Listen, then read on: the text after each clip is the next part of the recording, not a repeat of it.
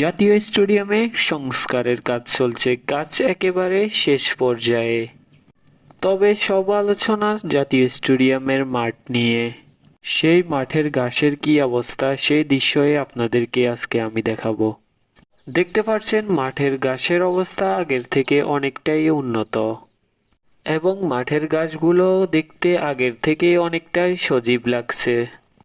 আমি যদি 1 মাস আগের কথা বলি, এই মাঠের ঘাসগুলোর অবস্থা অনেকটাই নাজুক ছিল।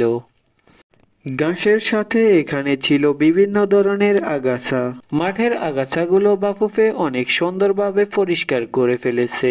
এখন মাঠটাকে আগের থেকে অনেকটাই সুন্দর লাগতেছে। সেই সাথে ফুটবল খেলার জন্য যে ধরনের ঘাস প্রয়োজন সে ধরনের ঘাস তৈরি করার চেষ্টা করতেছে।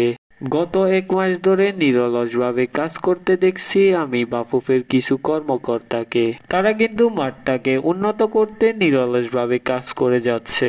তবে মাঠের ঘাসগুলো যে একেবারে আন্তর্জাতিক মাঠের মতো হয়ে গেছে সেটা আমি বলবো না।